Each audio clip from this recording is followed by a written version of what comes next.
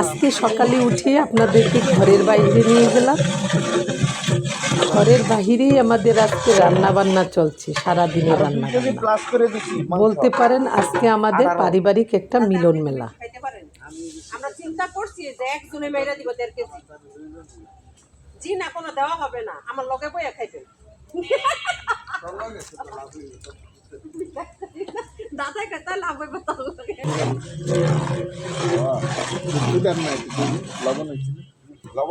যে কোনো একটা অনুষ্ঠানে উসিলায় আমাদের সবার একসাথে হওয়া। হ্যালো, আসসালামু আলাইকুম এভরিওয়ান, ওয়েলকাম জানাচ্ছি আমার এই কিচেনে।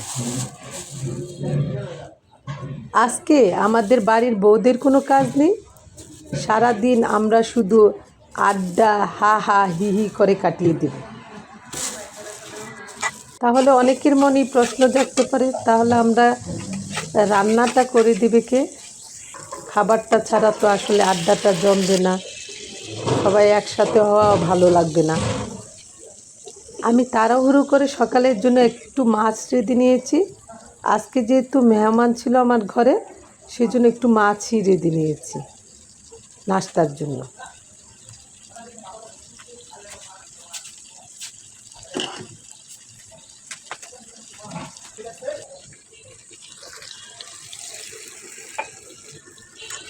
সাথে একটু পাকোড়াও ভেজে নিয়েছি।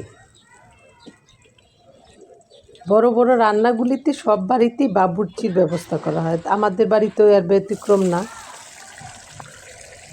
ছোটোখাটো যেই রান্নাগুলি 50-100 জনের, ওই রান্নাগুলি আমার দেবরই প্রায় করে দেয়।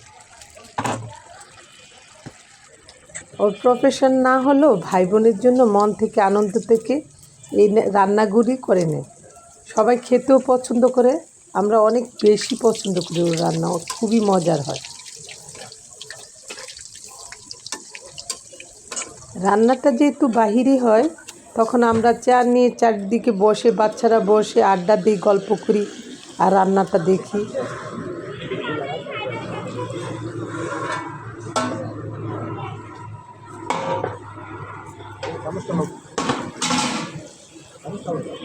রান্নার কালার দেখলেই বুঝতে পারবেন রান্নাটা কতটা মজার হয়েছে, কতটা পারফেক্ট হয়েছে। আসলে এরকম রান্নাটা আমরা মিস করতে চাই না, খুবই পছন্দ করে খাই।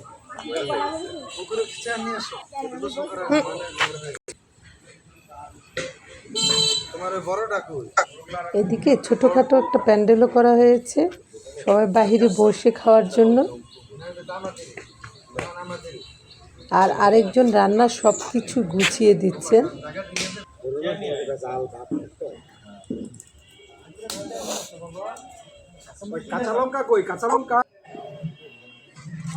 আমি ঘুরে ঘুরে সব দেখছি আর আপনাদের সাথে শেয়ার করছি।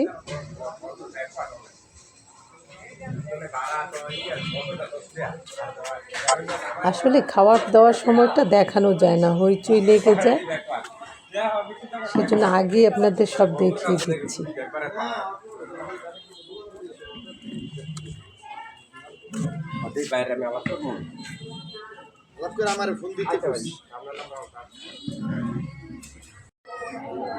দুপুর হয়ে গেছে, আমাদের রান্নাবান্না কমপ্লিট, আপারা সবাই আসতে শুরু করেছে।